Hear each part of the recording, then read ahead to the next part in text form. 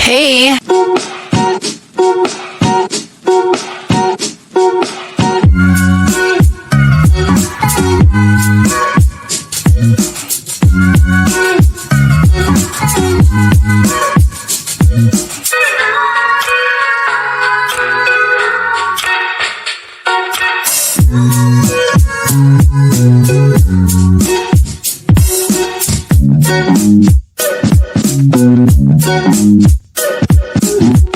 So I did a video on the things that I love about Jordan and why I enjoy living here, but nowhere is perfect, right?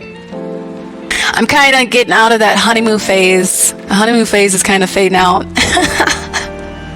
You know, the splendor of being in a different environment, in a different country, it's kind of fizzling out. And, you know, this is my home now. So I'm just like, oh, you know, I'm starting to notice things that aren't so perfect. These are the things that I really don't care for in Jordan.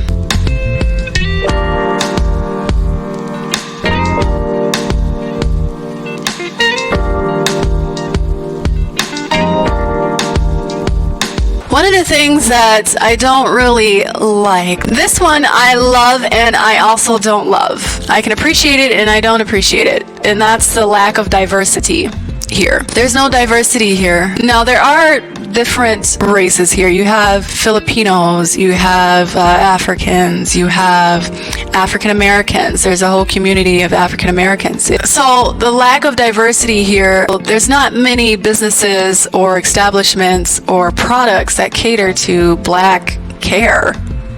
It's like I can't walk into a store and see African American products. You know, I have to ship that stuff. The lack of diversity here affects the job market, your ability to get a job, because, you know, here in Jordan, discrimination is legal. It's legal. Because there's no diversity.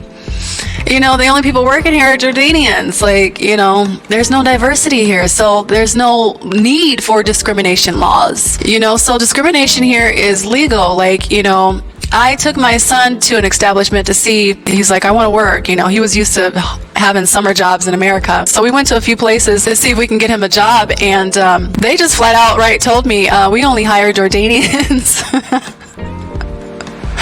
Just flat out told me, yeah, we're not hiring, but we only hire Jordanians. Like, it wasn't a big deal.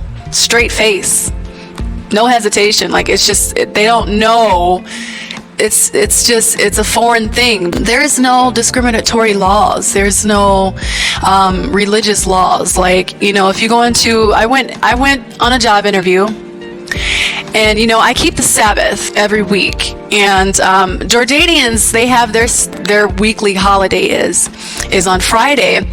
And so most employers are closed on Fridays. I went on a job interview and she's like, well, yeah, I want you to work every day except for Friday.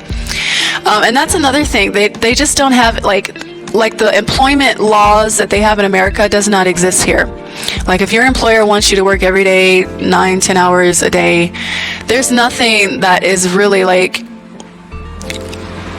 in America, I think, I mean, you can pretty much, depending on what you do and where you work, pretty much make your own schedule, you know, where you have to take 2 days off or you can't work a certain amount of hours. You know, it's just certain things that are put in place to protect the employee. They don't have that here. You know, and she's like, well, I want you to work every day except for Friday. And I'm like, well, I take my Sabbath is on, I take that on Monday, and I need, you know, every Monday's off. And she's just looking at me like, so? She's just like, so? You know, that doesn't mean anything to me. Like, you know, they don't have to respect different religions here. It's legal. It's perfectly legal not to respect that here.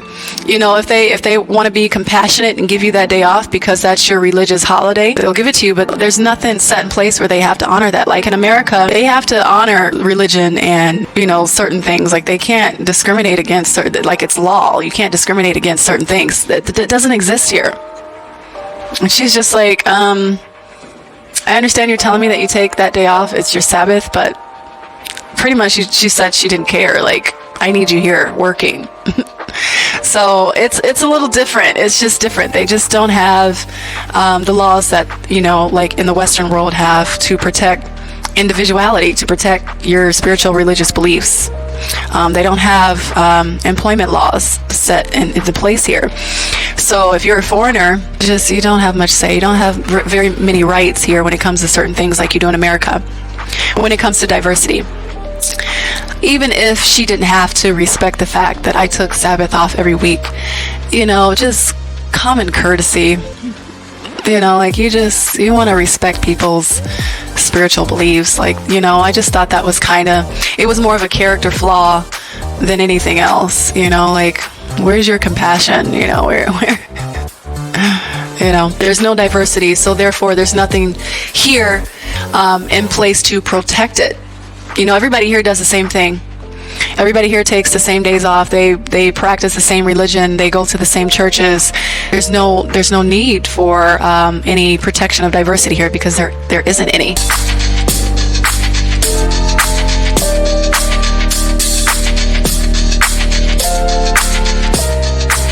So another thing I don't care for, that just really, this is probably one of the top on my list, is the fact that they have no addresses.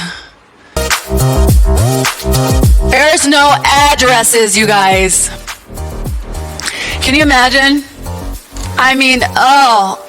Most of the time when I go out, I'm just extremely frustrated because I'm not from here. I don't know where I'm going. It's and it's not even about me not being here. It's even the cab drivers and the Uber drivers don't even know where to go. How can you when there's no addresses? You would think that because they're from here, they would have an idea of where to go or where you're talking about, but no. And the language barrier doesn't make it any easier. It's so frustrating. I get so, I try because I know I'm going to get irritated when I have to travel. And so I try not to get irritated, but I still get so frustrated. It's just this place is modern enough. It's efficient and modern enough. They should have, why don't they have addresses? Why isn't there any addresses in place? The thing here is that when you, for interviews or when you're meeting someone, what they do, WhatsApp is very popular here. WhatsApp. So what they do is they'll send you a MapQuest or Google Maps thing. They'll share the location with you on WhatsApp. But there's no address. And so I think a lot of the time they just assume that you drive. But if you don't drive here, which most foreigners probably don't, because you can't get a license, you can't even buy a car here unless you have residency.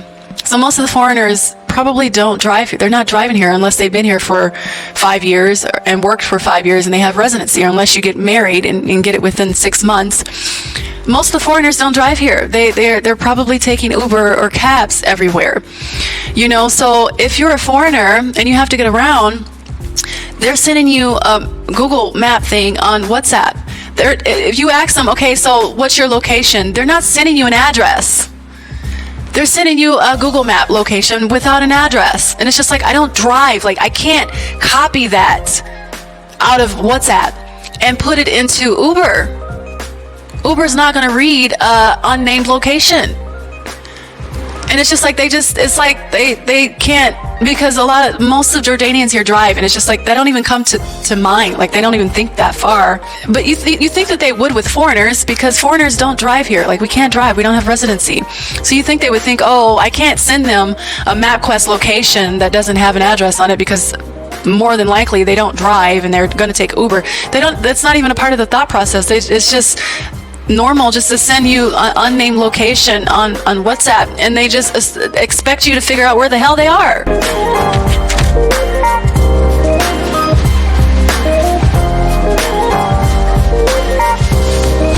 Oh my gosh, and it's so frustrating. I'm just so everybody, I have to ask them, well, I need an actual address. I have to ask everybody, because the one thing that they're going to automatically do is send you that map with an unknown map locator thing with an unnamed location or unnamed address.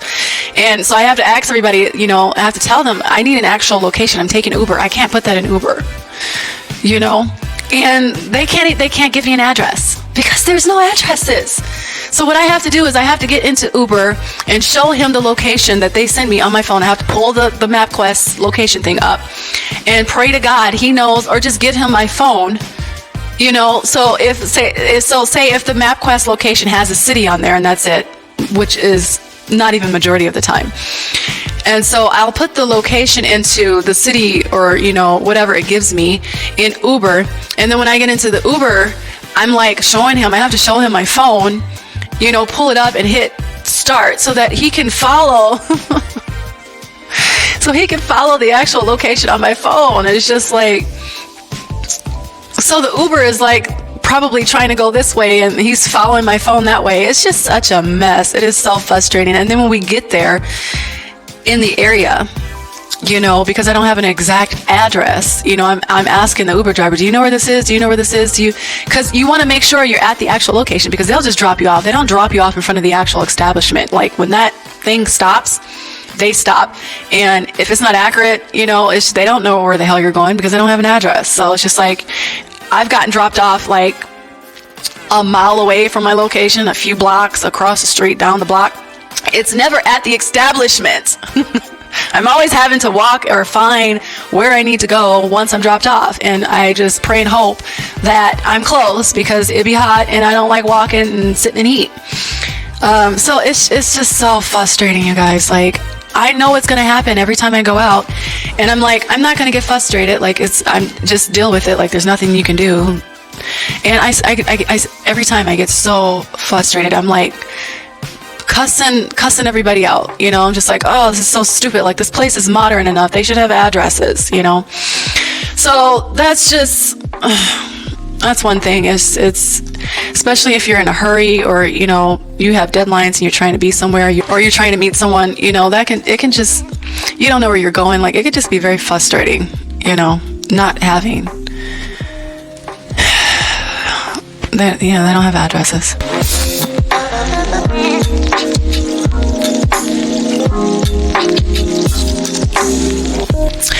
Another thing that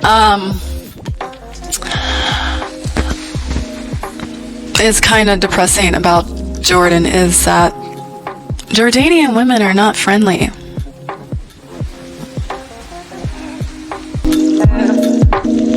They're not friendly. They're not. They're the word that rhymes with itches.